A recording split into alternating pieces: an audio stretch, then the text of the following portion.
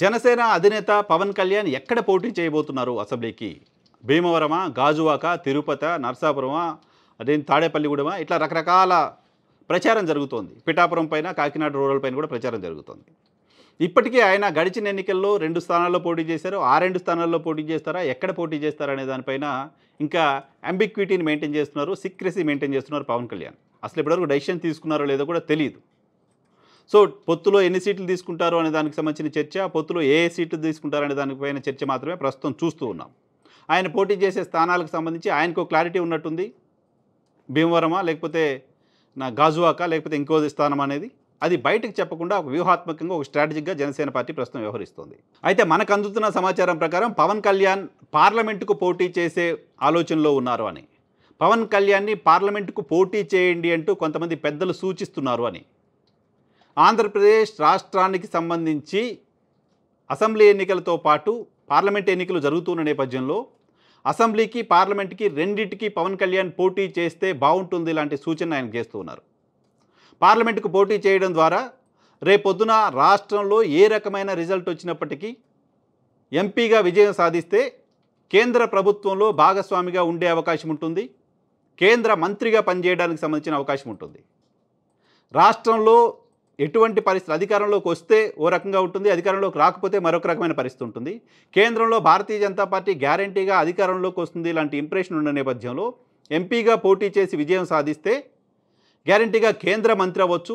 ఆ తర్వాత పార్టీ విస్తరణకు సంబంధించి కావచ్చు, ఆంధ్రప్రదేశ్ రాష్ట్రంలో అక్కడ డెవలప్మెంట్కి సంబంధించిన ఇష్యూ కావచ్చు, ప్రభుత్వాన్ని ప్రశ్నించడానికి సంబంధించి కావచ్చు, కేంద్ర ప్రభుత్వంలో భాగస్వామిగా ఉండి ప్రశ్నించడం ద్వారా, కేంద్ర ప్రభుత్వంలో భాగస్వామిగా ఉండడం ద్వారా పార్టీ విస్తరణ పైన కూడా ఎక్కువ కాన్సన్ట్రేట్ చేయడానికి సంబంధించిన అవకాశం ఉంటుంది అని కొంతమంది సన్నిహితులు ఆయనకు సూచిస్తున్నారు. ఈవెన్ భారతీయ జనతా పార్టీ కేంద్ర పెద్దల వైపు నుంచి కూడా ఆ రకమైన సంకేతాలు పవన్ కళ్యాణ్కి ఇప్పటికే వచ్చినట్లుగా మనకు సమాచారం. అదే జరిగితే ఆయన పార్లమెంటుకు పోటీ పైన కూడా ఖచ్చితంగా నిర్ణయం తీసుకునే అవకాశం ఉంది. ఓకే, అసెంబ్లీతో పాటు పార్లమెంటుకు కూడా పోటీ చేయబోతున్నారు, పోటీ చేయాలని నిర్ణయం తీసుకున్నారు. నిర్ణయం తీసుకున్న సందర్భంలో ఎక్కడ పోటీ చేస్తారు, ఏ పార్లమెంటుకు పోటీ చేస్తారనేది ఒక చర్చ. మచిలీపట్నం పార్లమెంటు నియోజకవర్గాన్ని పవన్ కళ్యాణ్ ఎంచుకోవచ్చు లాంటి చర్చ జరుగుతోంది. మచిలీపట్నం పార్లమెంటు నియోజకవర్గంలో కాపు సామాజిక వర్గానికి సంబంధించిన ఇన్ఫ్లుయెన్స్ ఎక్కువగా ఉంటుంది. 2004 నుంచి అంతకుముందు 2004 నుంచి కంటిన్యూస్గా కాపు సామాజిక వర్గానికి సంబంధించిన వాళ్ళు అక్కడ ఎన్నికవుతూ వస్తున్నారు. రాజకీయ పార్టీలు ఏవైనా సరే, కొనకల నారాయణ గారు అక్కడ పనిచేశారు, బాడగ రామకృష్ణ గారు పనిచేశారు, ప్రస్తుతం బాలశౌరి గారు ఉన్నారు. వీళ్ళంతా కూడా కాపు సామాజిక వర్గానికి సంబంధించిన నాయకులుగా ఉన్నారు. బాలశౌరి వైఎస్ఆర్ కాంగ్రెస్ పార్టీ సిట్టింగ్ ఎంపీగా ఉండి ఇప్పుడు జనసేన పార్టీలో చేరారు. సో ఆయనకు 100 అసెంబ్లీ స్థానాన్ని కేటాయించి మచిలీపట్నం నుంచి పవన్ కళ్యాణ్ ఎంపీగా పోటీ చేస్తారు లాంటి సమాచారం అందుతోంది. లేకపోతే నర్సాపురం పార్లమెంటు నియోజకవర్గంలో గడిచిన ఎన్నికల సందర్భంగా పవన్ కళ్యాణ్ గారి సోదరుడు నాగబాబు గారు అక్కడ పోటీ చేశారు, గణనీయంగా ఓట్లను సాధించారు. అంతేకాదు పవన్ కళ్యాణ్ గారి సొంత నియోజకవర్గంగా దాన్ని చూడొచ్చు. వాళ్ళు పుట్టి పెరిగిన ఊర్లు, వాళ్ళ సొంత ప్రాంతం నర్సాపురం పార్లమెంటు నియోజకవర్గంలో ఉంటుంది. గడిచిన ఎన్నికల్లో జనసేనకి అక్కడ గణనీయంగా ఓట్లు వచ్చాయి. సో ఇప్పుడు టీడీపీతో కూడా పొత్తు ఉంటుంది కాబట్టి ఆ స్థానంలో పవన్ కళ్యాణ్ విజయం సాధించడం ఈజీ అవుతుంది అనేది వాళ్ళ అంచనా. సో నర్సాపురం నుంచి పోటీ చేయడానికి సంబంధించిన అవకాశం కూడా ఉంది అంటున్నారు. కానీ నర్సాపురంలో వైఎస్ఆర్ కాంగ్రెస్ పార్టీ రెబల్ ఎంపీగా ఉన్న రఘురామకృష్ణరాజు గారు టికెట్ ఆశిస్తున్నారు.